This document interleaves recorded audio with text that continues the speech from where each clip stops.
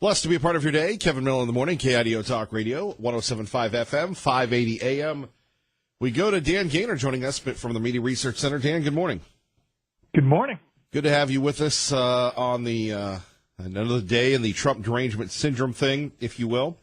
I'm sure CNN's about to report something that everybody else will deny later on, and CNN will still say, but it's true. Lanny Davis told us. Well, let's start with that. And you've been doing this for many, many years. This conflict of interest with Lanny Davis, this, taking a story back that one could say started the whole thing with this Russian investigation. Yeah. I mean, look, who trusted Lanny Davis in the first place? Does anybody remember the whole Bill Clinton era? I mean, come on. The idea that the press suddenly thought Lanny Davis was legitimate, I'm stunned by. So that this story has all blown up, let's be honest, that's nutty. It's just and CNN PR still, they're not CNN and NPR, CNN's PR department posting, we stand by this story and it's still legitimate. Come on. Stop. Admit it's wrong. There is no more stubborn thing among journalists than being unwilling to ever admit you're wrong, ever admit that you made a mistake. Just own up to it. Say, hey, I remember when they had the false report about I can't remember now what it was. They ended up firing 3 people in their investigative team. And they at least admitted it. They fired them. They still got the report wrong. And, these press people need to understand that Americans don't just look at their outlets now. We do look at other things and realize, oh, wait a second, this outlet's not giving us the truth. Right, and of course, they can't seem to get through that, and you have the president saying fake news, and as we talk about, they take it personally. They should.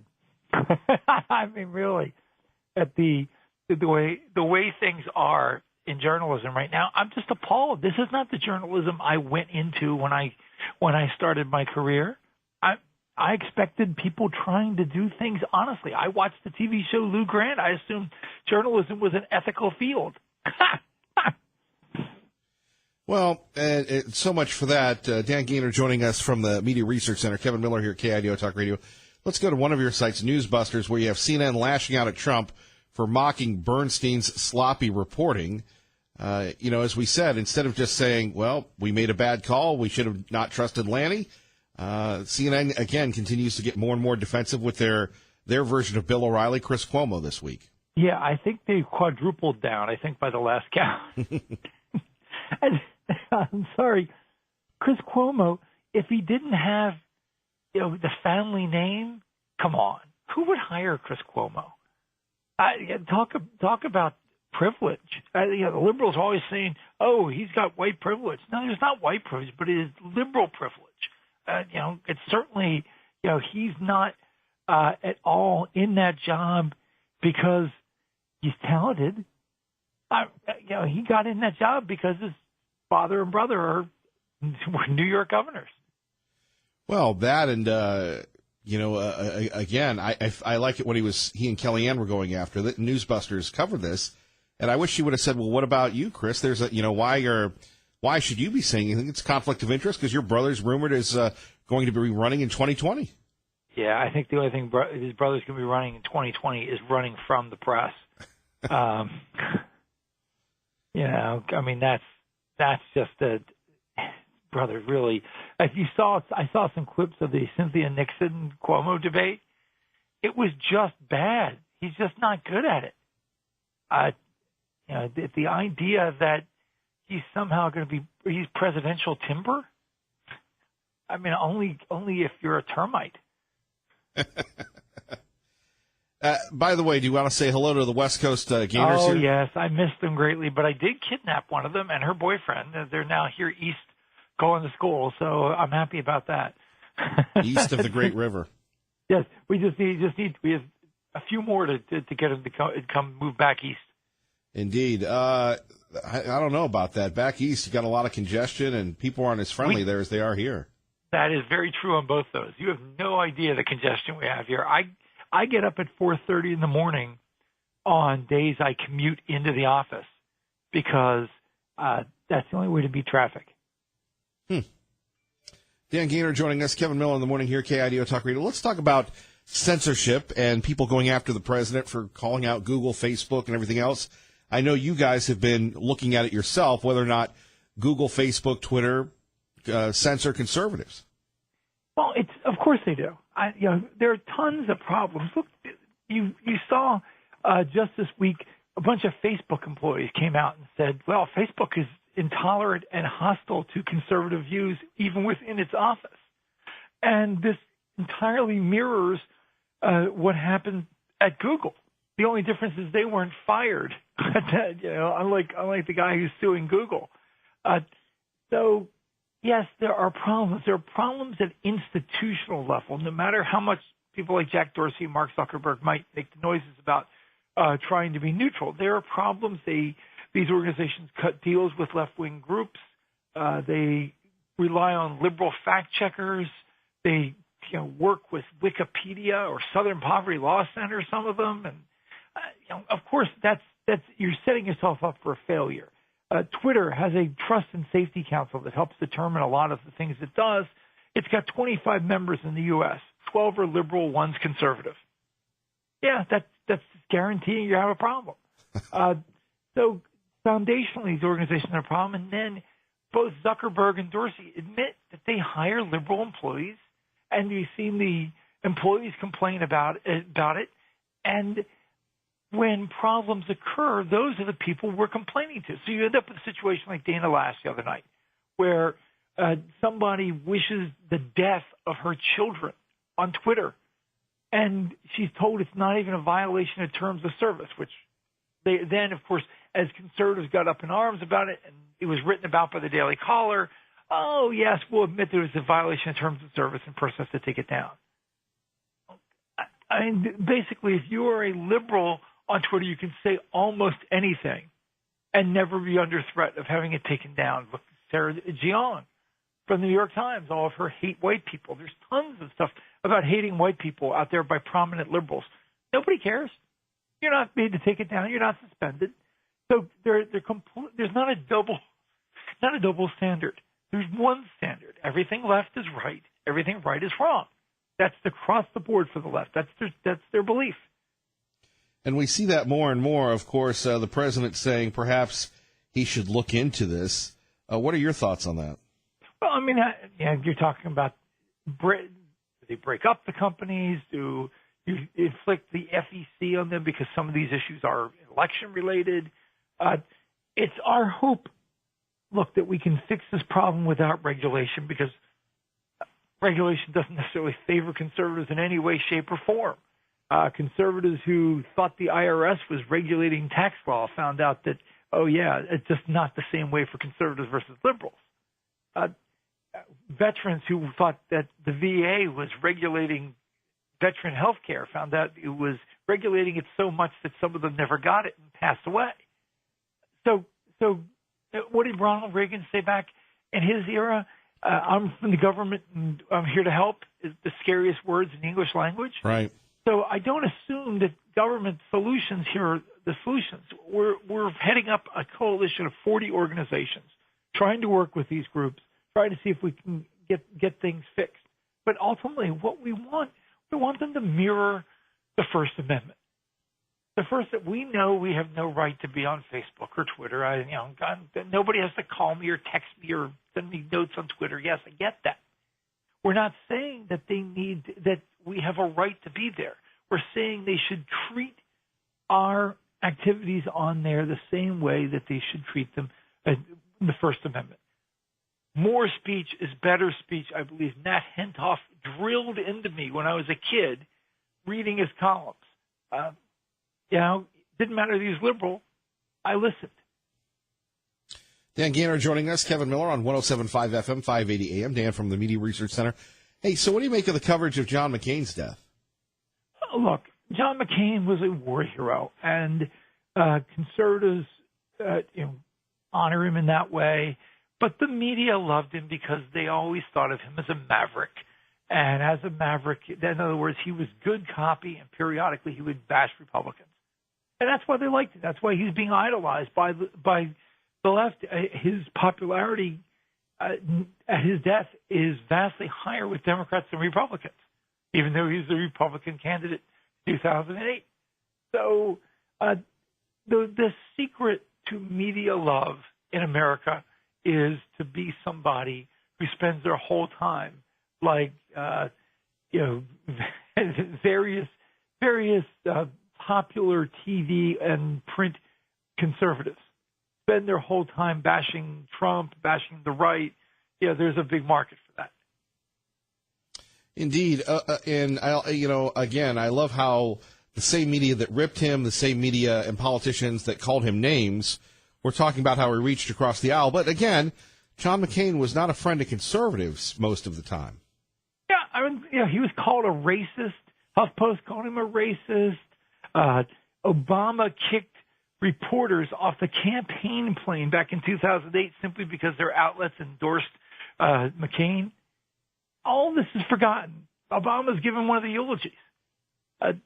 John McCain, look, he is getting the send off he wanted. I think he was very involved in this, and he had every right to it. I mean, that's who you want at your funeral and how you want to do it. That's up to you, and he certainly earned that. I voted for him in 2008. In retrospect, I don't regret that.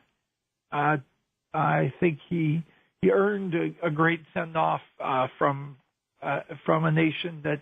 But don't deny that people are conflicted, and that a lot of the people who are singing his praises now genuinely hated him back in 2008 when he ran for office.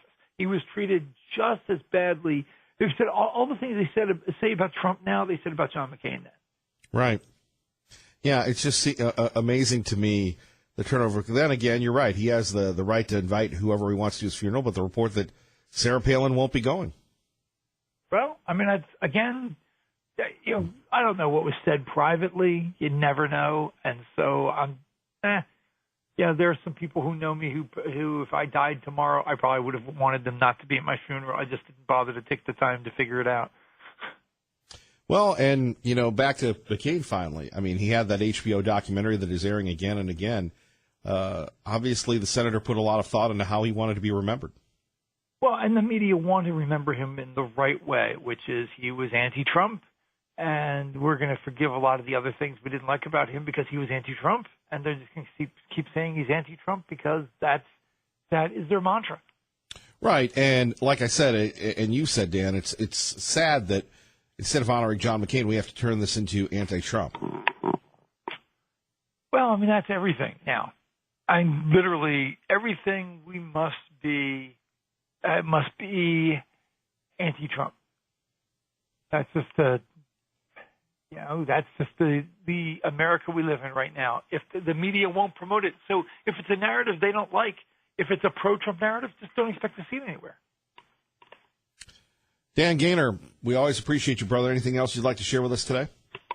I think just expect the ongoing censorship battle to keep going on, and don't give in to it. We did a nice poll about it, found that 2/3 of self-identified conservatives consider the social media companies discriminating, censoring conservatives, and 1/3 of the people on Facebook think either have left the platform or are thinking about it. That's how bad things are. Dan Gaynor, holding them accountable. We appreciate you, brother. Thanks. Do my best. Take care. All right, Dan Gaynor there. He sounded, was it me? Dan sounded a little tired today. He sounded a little tired. Aren't we all? All right, it is 6:19. Spirit of Boise Balloon Classic going on now, Ann Morrison Park. Get out there. The balloons will be flying today. We hope you can get out before you go to work. Again, a free event thanks to our friends at CapEd Credit Union. Coming up next at 580-5436, 580-KIDO, Micron is spending big money, but it ain't in the Treasure Valley. Is this a sign of things to come? Kevin Miller, KIDO Talk Radio. 622, blessed to be a part of your day. Kevin Miller in the morning, KIDO Talk Radio. Phone number is 580-5436, 580-KIDO. We go to Liberal Steve, who appears to be the new star of the 6 a.m. hour here at KIDO Talk Radio. Good morning. Buenos dias, Senor Miller. Blessed to be a part of your day there, Timmy. Shining star and part of the major blue wave here in Idaho. Hey, Miller, come on, tell the truth now and shame the devil. Is Dan Gaynor, is he really Max from Garden City? No. Okay. They could be twin voices. And what's with that Gaynor anyway? Nobody gives a hoot about CNN. I don't have cable. The majority of Americans don't have cable. And I have internet, so I know CNN is like 7th place as far as a channel for news and stuff. And well, they pride themselves on being the news of the people and keeping you informed. And if their news isn't accurate, they need to be called out on it. Don't you agree? But it doesn't matter. They're number 7. Fox is number 1. MSNBC is number 2. Those are the 2 you want to watch or listen to on the internet. Period. Forget about the rest. I mean, they have. So it's okay for CNN to have fake news. Everybody has fake news. The truth is not the truth. I don't think we have fake news. Oh, baloney. Liberty Linda comes on once in a while. And comes on every day, and she has some good information. So the critics would say, as compared to you. She says fake stuff about Liberal Steve. Such as, you're a good boy? And what's with the governor of Idaho letting Micron open up 1,100 jobs in Virginia? And the mayor of Boise, what do they think? Well, and you and I are in agreement on this, and you've kind of stolen my thunder, but $3 billion to go to Virginia. In fact, the Wall Street Journal today, here's their headline: Micron, spend while you've got it, plans to expand a Virginia facility, or just a small part of the chip maker's soaring capital investment. Micron, the largest private employer in the state, has spent $6.1 billion on capital projects in the last 3 quarters. Exactly. And where's Trump? We're a lot redder than Virginia. Come on. Yeah. See, let's have a conversation here. I would be, I don't want to scare people, but I'd be very concerned about what's going on at this Micron place. And we've asked to go there several times. In fact, there's a prominent person by the name of Kevin Miller that works at Micron. No relation. I don't know him. I know some friends of Kevin Miller at Micron. So we're everywhere. However, you've got this move to Taiwan. You've got $3 billion in Virginia. To me, do you mind if I give you my opinion there, Timmy? I'm listening. I know you're brain dead, but go ahead. To me, you're right. Where is Butch Otter? Where is Dave? Oh, Dave Beater's at the Balloon Classic. Anyway, and we're happy that he's at the Spirit of Boise Balloon Classic. However, $3 billion to Virginia, that could do a lot for us here in the Treasure Valley. Seems Micron is spending everywhere but their home, and if it hadn't been for J.R. Simplot and a lot of people that lost a lot of money over the years, there'd be no Micron. Exactly. And where are the Mike Tracy's buddies that calls you? Larry Craig, the toe tapper, that's a lobbyist in D.C. now, that's from Idaho and lives in Eagle. Where are these people to help us out? I think it's just you and me. I think so, buddy. You say he's fired up, Miller, and if you want to do some hard work, you just give me a call because I'm looking for somebody with some muscle. I don't have any muscle. I'm looking at trying to acquire some. Oh. Well, belly muscle counts. Got a lot of that. You stay fired up, and I want to say hi to Pete in Mountain Home before he starts shouting that Liberal Steve is a communist. And Max, you do sound like Dan Gaynor. I think you're brothers. And Liberty Linda, secretly, I love you. Now people think you're R&R. Who's R&R? He's a gentleman that calls in quite a bit. Oh, that R&R, the R&R that calls in. Yes, not to be confused with the other R&R that doesn't call in. I like R&R. He sounds like he's on constant rest and recuperation. Miller, I got to run. I got unlike you, chickens to Timmy. feed. I got to fly. All right. Oh, God bless. What, dude? Guess what? What? I'm going to you-know-where in November. Won't be back till March. I'm going right after your turkey deal. All right. Well, we'll talk about it, Turkey. Come on down. Bye. Bye. By the way, it won't be long before Miller's Mission once again the week before Thanksgiving. Help us help our friends at the Boise Rescue Mission. KIDOTalkRadio.com for more information. I need to get that up. Let's get you to traffic and weather together. 7 Larry Gabbard. All right, Larry, thank you very much. Max in Garden City with Kevin Miller on KIDO Talk Radio. Good morning, Max. Good morning, sir. Oh, Liberal Steve, you're wonderful.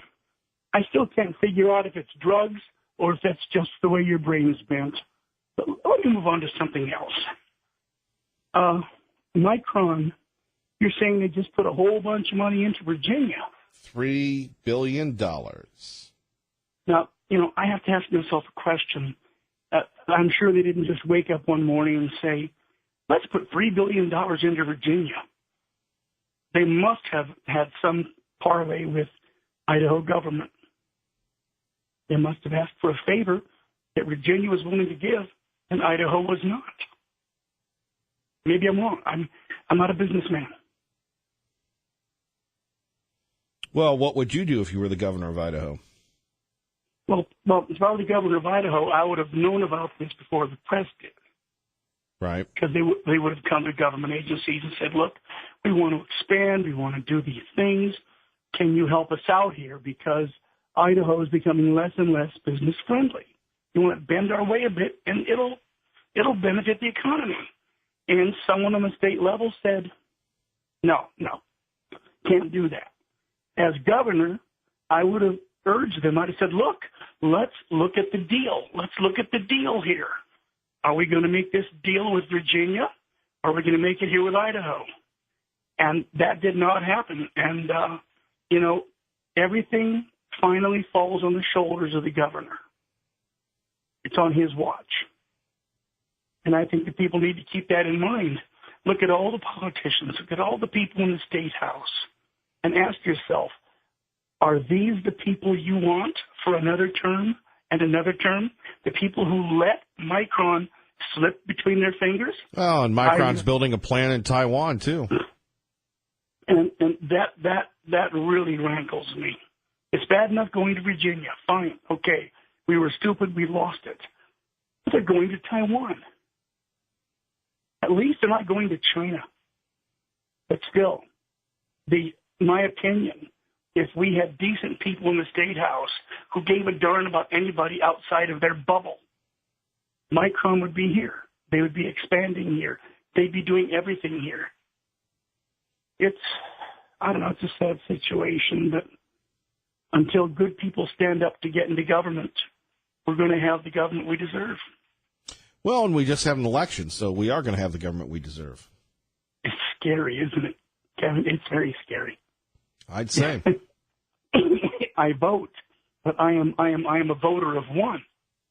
Hopefully through your radio station, through this talk radio, more people can begin to understand where the root of the problem lies. And the root lies in their mirror. They don't vote. They don't get out and vote. They say, yeah, I'm very pro-Trump. They don't vote. I'm very pro-Butch Otter. They don't vote. Well, the pro-Butch Otter people do vote, yes. But I guess I just changed. I worded it wrong. They don't vote for whomever it is that they say they. I've talked to a lot of people, for example, who are absolutely in love with Hillary Clinton. Oh, she was it. She was it. And when you get into conversation, they didn't vote for her. They don't vote. They're too lazy. They're too busy watching reruns of Let's Make a Deal. It's, oh, Lord. Complacency will destroy us.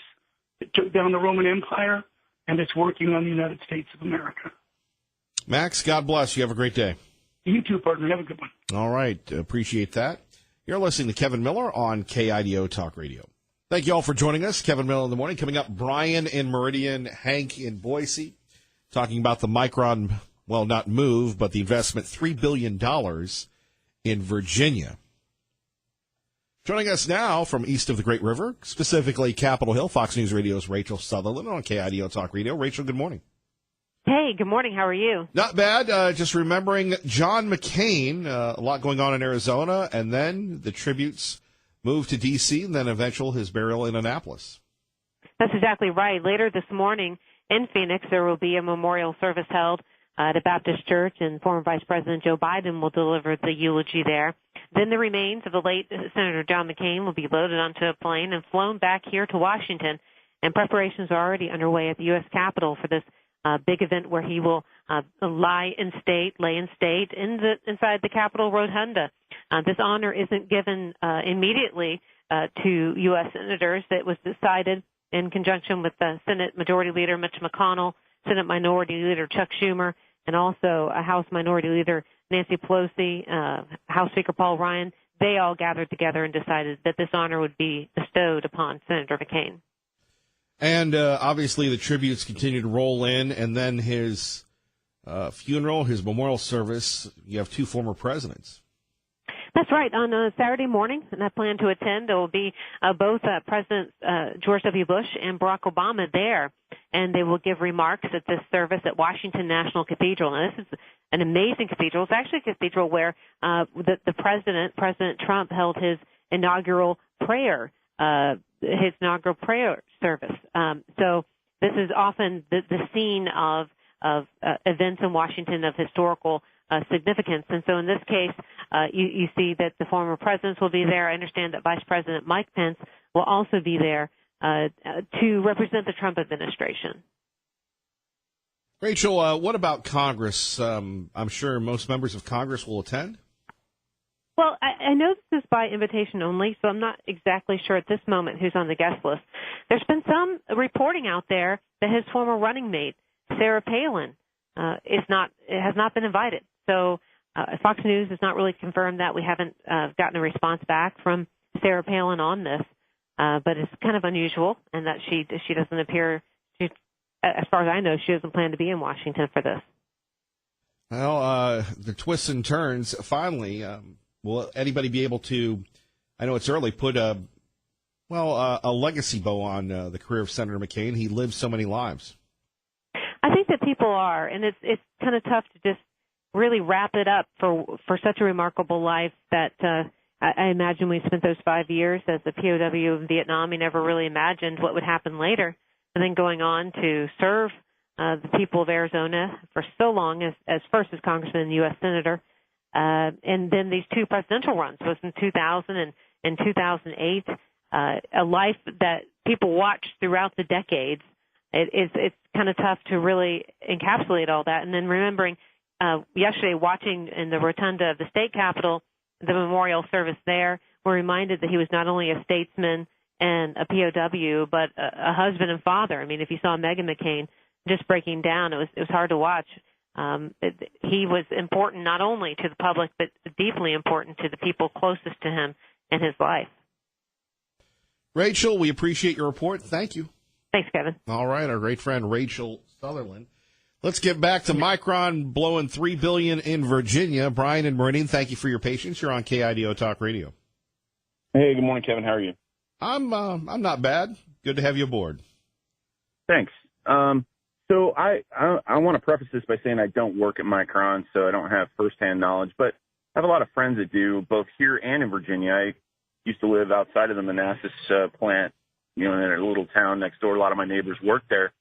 And what I've come to understand is that Micron is shifting this facility here to a research and development campus, and the campus in Virginia is a fabrication plant. So I think it's kind of, it could be, I'm not saying it is, because I don't have firsthand knowledge, but it could be a true and unrelated thing that, yeah, they're putting a lot of money over there, but they're putting it into things that they're not doing here. Not to say that they couldn't do them here like they should, but, right. They've, as a business model, they've decided to move certain facilities there and keep certain facilities here. True, and I believe they're doing that with fabricating the chips in Taiwan as well. Yeah, exactly. Yeah. And look, being in Virginia obviously has its advantages. That's where the people are, Brian. But on the other hand, that doesn't help us here. So, No, it doesn't. But, these plants they're super expensive to build. And to up and build something brand new here when they already have something out there that they can expand upon, to me, I guess that just makes business sense. But like I said, I'm not in the industries. But anyway, just thought I'd throw that out there and see what people think about it. Well, have a good day, brother. Brian, before you go, I was going to ask you just to follow up. What do you think the workers at Micron think, though, about this? I'm not sure. Yeah. It's the ones here. I noticed that there's a lot of immigrant workers, engineer types from India and Taiwan and other places that are here, and that's on the increase. So I don't know really what they think. I think those folks kind of like living here as opposed to where they came from. I think you could say that for just about everybody. Pretty much. Okay, right. Brian, thank you. Take care, brother. All right, Bye. You too. All right, Brian and Meridian. Look, on one hand, building these facilities, I get it. But I think land here is a lot cheaper than it is in Virginia or Northern Virginia. And my point is this. It would be very easy to turn this into a research and development place. You don't need that many people. How many of you knew people that worked at Micron? A lot of pride in Micron. And then the whole bubble burst. And yeah, Micron's been on a great run, but remember, it's still, I don't think it's $90 a share yet, which is what it was at its all-time high. But, we could sit back, not cover it, go back to national news, but this is why we have a local show here in the morning at 580-5436, 580-KIDO to talk about this. Maybe you don't think it's a big deal that $3 billion in jobs are going to be going to Virginia that could be here. I do have an issue with that. I do have an issue with Micron moving jobs to Taiwan. Because we're in the American business. We're in the Idaho business. We're not in the Taiwanese business. I'm sure they're lovely people. We're not in the Virginia business. We're in the Idaho business. And, that author we had on a couple weeks ago actually bought his book, and I'm reading about how J.R. Simplot and others just put this thing up on the fly, and really beat the odds. And then all of a sudden, now it's this international conglomerate, but if it hadn't been for these guys in Idaho losing their shirts, Micron wouldn't be here. And maybe the CEO that has come in, international guy, very well accomplished, maybe he should take a look at that. But it is taking a turn outside of the Treasure Valley. Now, if I'm wrong, like Brian just did, call in at 580-5436, 580-KIDO. We still love the spoken word here. We like to think of ourselves as the island for the spoken word. Everybody texts, but not everybody listens.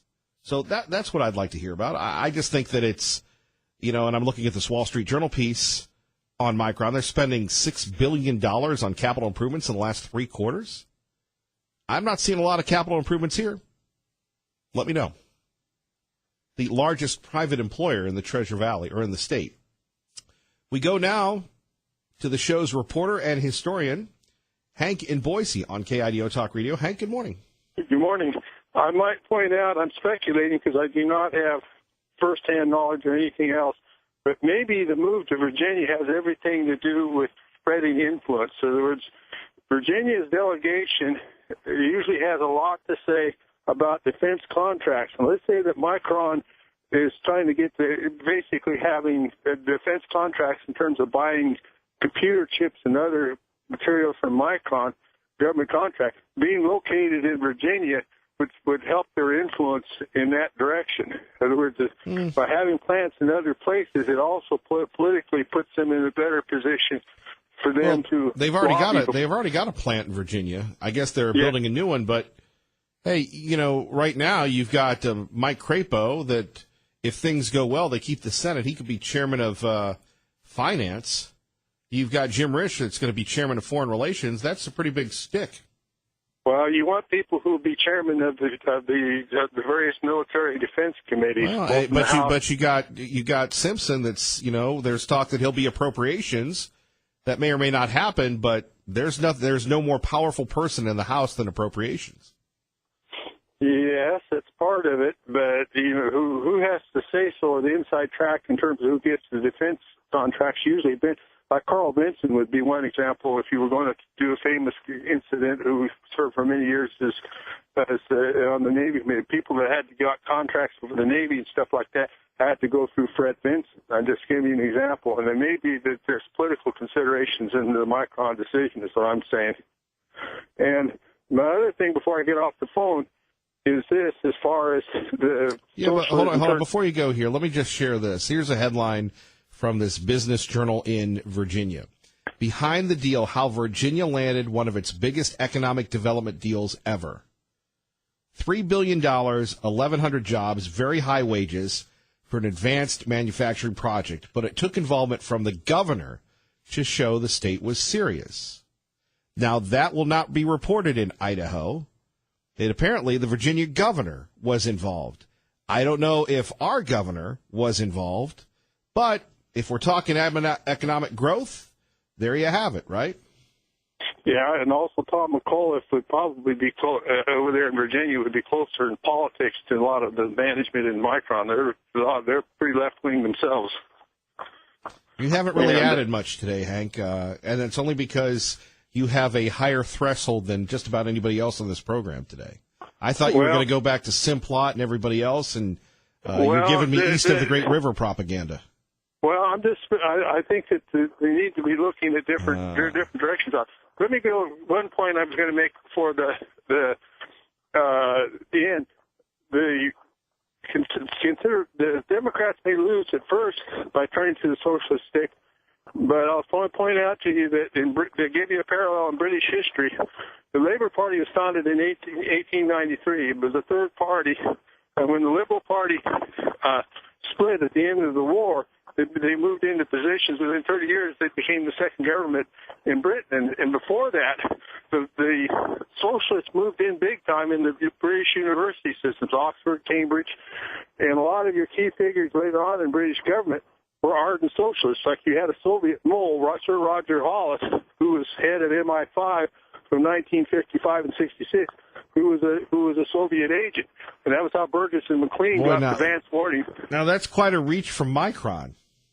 Well, I'm just saying that what's worrisome is this: but we cannot always depend on always winning. And if the alternative party, the socialists, like Labor, became the alternative party to the conservatives, in we've got problems. Well, and we discussed that yesterday, and you're right. We're going to bring that up today. The rise of socialism in America. Hank, I have to run, sir. Anything else quickly? No, nothing real quickly. Well, sorry I couldn't satisfy you more, but I wanted to throw something for speculation. We love to speculate. Thank you, Hank. Bye. Bye-bye. Joe in Boise, hang on. You're next. Kevin Miller, KIDO Talk Radio. Living the dream, KIDO Talk Radio. Kevin Miller in the morning. So, thanks to the press in Virginia, not to be confused with the press here in Idaho, we're finding out more and more details concerning Micron's sojourn east. Apparently, the Virginia governor, to get the $3 billion expansion plans, which will guarantee Virginians 1,100 new jobs, $70 million commitment from the state for site preparation and facility costs. That's right. I guess the state is going to pay $70 million to bring this $3 billion facility. Additionally, local taxpayer incentives are not yet detailed. The plant at Micron, they employ about 1,500 in Virginia. So apparently, you're going to love this. From the baconsrebellion.com website, you have the idea that Micron was flirting with New York in addition to Virginia and everything else. Micron began publicly flirting with New York and splashing the news in the Journal to make Virginia jealous. Apparently it worked. So you're talking about, according to this piece, special utility rates and other incentives to bring in Micron and other semiconductor manufacturers The industry is further subsidized by favorable sales tax treatment. More on that in a minute. Traffic and weather together. 107.5 FM, 580 AM, KIDO Talk Radio.